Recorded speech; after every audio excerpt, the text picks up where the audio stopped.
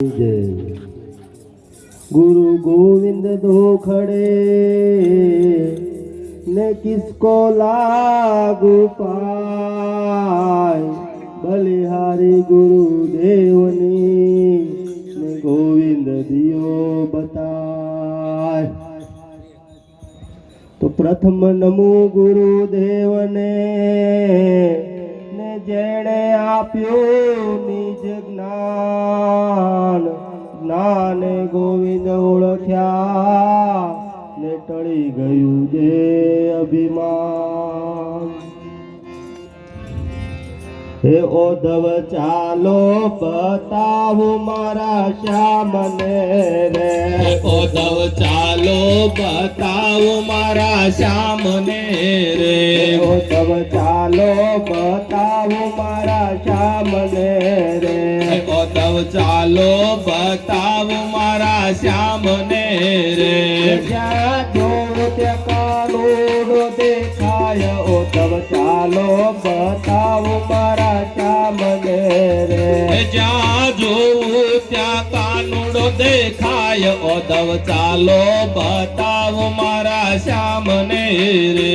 શ્યામ જળતળ માં શોભી રહ્યો રે, શ્યામ જળથળ માં શોભી રહ્યો રે, વાળો એક પળ ના વિસરાય ઓધવ ચાલો बतावो मारा श्यामने रे, વાલો એક પળ ના વિસરાય ઓધવ ચાલે, પ્રેમ પાલ વડે બાંધો મારા શ્યામને રે, પ્રેમ પાલ વડે બાંધ્યો મારા શ્યામને રે।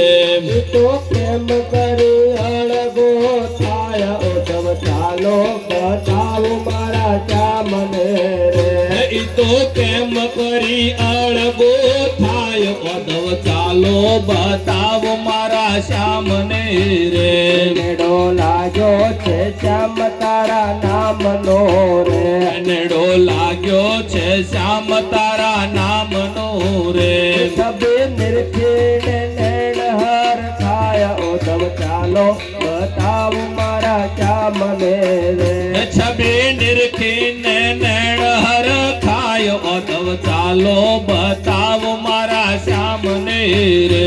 પ્રેમ દીવાની થઈશું મારા શ્યામને રે, પ્રેમ દીવાની થઈશું મારા શ્યામની રે। ધન્ય ભાગ્ય અમારા ગણાય ઓધવ ચાલો बतावो मारा श्याમને रे, ધન્ય ભાગ્ય અમારા ગણાય ઓધવ ચાલો બતાવો મારા શ્યામને રે। રાધા ગેલી બની છે ગોકુળ ગામ મારે, રાધા ગેલી બની છે ગોકુળ ગામ મારે, કહે પૂરણ પ્રીતે ઓળખાય ઓધવ ચાલો बतावो मारा श्याમને रे, કહે પુરાણ પ્રીત ઓળખાય ઓધવ ચાલો બતાવો મારા શ્યામને રે। ઓધવ ચાલો बतावो मारा श्याમને रे, ઓધવ ચાલો બતાવો મારા શ્યામને રે। સદગુરુ મહારાજની જય। અત્યારે પધારેલ સંતોના બધાને જય ગુરુ મહારાજ ચાલા તો હા મનુષ્ય જે ત્રણ વસ્તુ આ જીવનમાં દુર્લભ છે।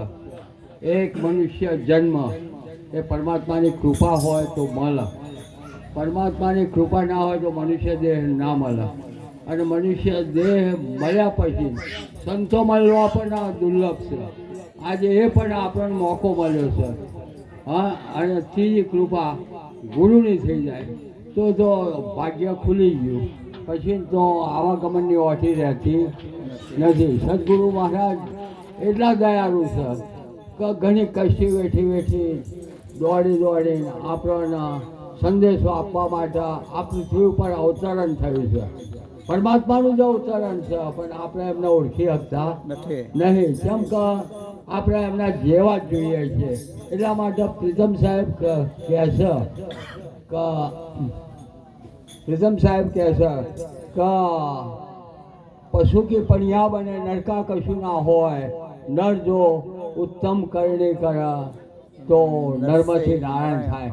એટલે મનુષ્યમાં જ પરમાત્મા થવાય, પરમાત્મા જન્મતા નહીં. પણ જો ઉત્તમ કર્મ હોય તો ઉત્તમ કર્મ કયું? તીરથ કરીએ છીએ, વ્રત કરીએ છીએ, દોન કરીએ છીએ, આ બધા કર્મ છે, પણ એમાંય છૂટાતું શુભ કર્મ જરૂર છે.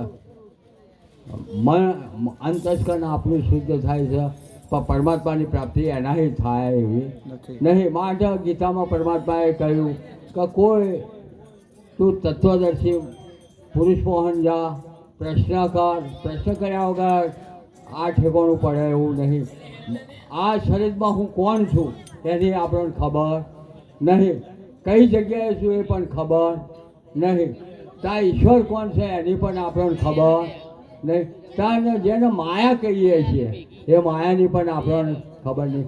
આ બધાનો સરવાળો સદગુરુ કર્યા તો આ જન્મ મરણની ઓઠીમાંથી નીકળ્યા એવું છે. નહીં તો ઘણા જન્મ 184 કે તું ફરતો આવ્યો, ગુરુ વિના તને કોણ છોડાવો. હા, અનંત જન્મો થઈ ગયા, બહુ જન્મોને અંતે આ બધું વાસુદેવ છે એવું ભગવાનનું કહેવું છે. બહુ જન્મો થઈ ગયા, બહુ જન્મો તો થઈ ગયા, હવે અંતે આવે એવો છે આપણો. પણ જો ગુરુની કૃપા થાય તો આ રહસ્ય આપણને જડી જાય. હા, કે આપણે કોણ છીએ, ક્યાંથી આવ્યા છીએ અને પહેલાં ક્યાં હતા એનું સરનામું આપણને પાક્કા પાયે મળે.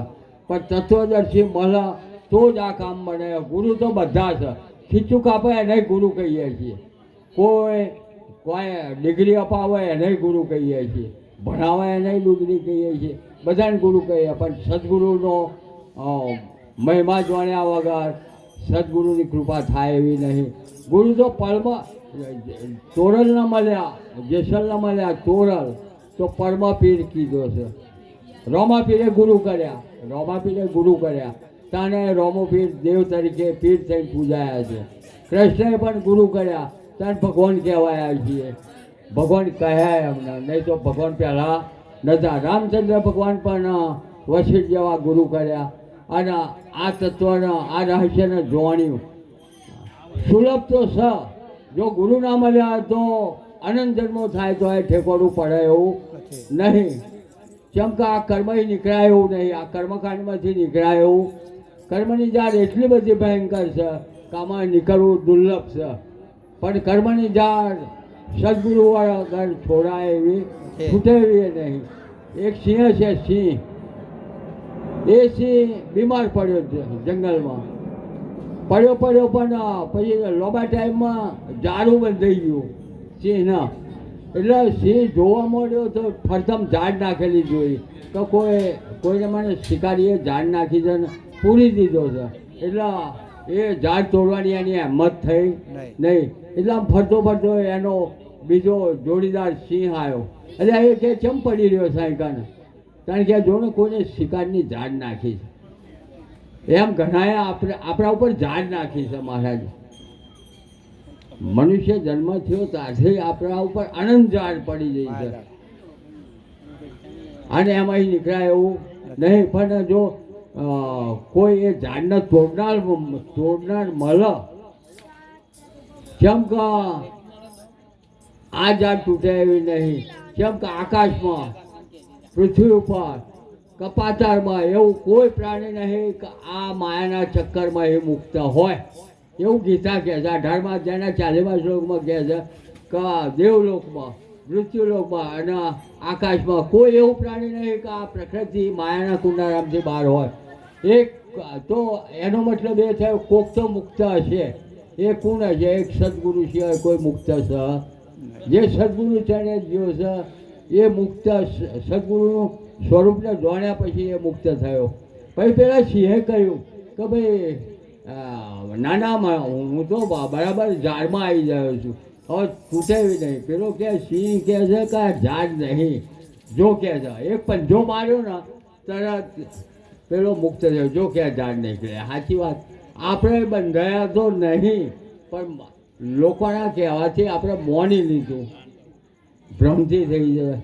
ભ્રાંતિ ના હોત ને તો આપણે મુક્ત જ છીએ. પણ આપણે એમ લાગે છે કે હું જન્મ્યો છું, મરી જવાનો છું. મરણ કોઈનું નહીં. કેમ કે સભર ભરેલો પરમાત્મા છે, સભર ભરેલો છે, કોઈ જગ્યા ખાલી નહીં. પરમાત્મા જીવાય નહીં અને આપણે જીવ બની બેઠા છીએ. શાસ્ત્રો કે દરેક જગ્યાએ ભગવાન છે, તો આપણે આ જીવ કેમ ના બની ગયા એનો વિચાર નહીં આવ્યો. કેમ કે તો જાતિનો એક પડદો નાખી દીધો મોટો મોટો, પછી નાના મોટાનો નાખ્યો, જીવનો નાખ્યો ભેદ, જીવનો ભેદ નાખ્યો કે એક પટેલ છે ને એક ઠાકોર છે, એવા જીવના નાખ્યા. જડ ચેતનના નાખ્યા, ઈશ્વર જીવનો નાખ્યો, જડનો ને ઈશ્વર નાખ્યો. એવા 5 ભેદ જો સદગુરુ ના મળે તો આ પાર આવે એવો નહીં કોઈ દિવસ. આવા ઘણા જન્મો જાય, ગમે તેટલા ઊંધામાં થયેલા બળીએ, ગમે તેટલા ગરમ પાણી ઠંડા પાણી નહીં, પણ આ પસાયું નહીં. અને મારા ફેરવે ચાલ આવે એવો નહીં. કેમ કંઈ સંતો કહે છે નોમની મારા ફેરવવાની, કઈ મારા ફેરવો નોમની મારા સંતોભાઈ, ફેરવો નામની મારા, નારાયણના નોમની મારા ભજવાની છે. જો નારાયણનું નામ જડે તો આ મારા ફરે, નહીં તો ફરે એવી નહીં, નહીં તો ઉલટી ને ઉલટી ચાલે એવી છે. એટલે આ અવસર ખોવા જેવો નહીં. સદગુરુ મહારાજની જય.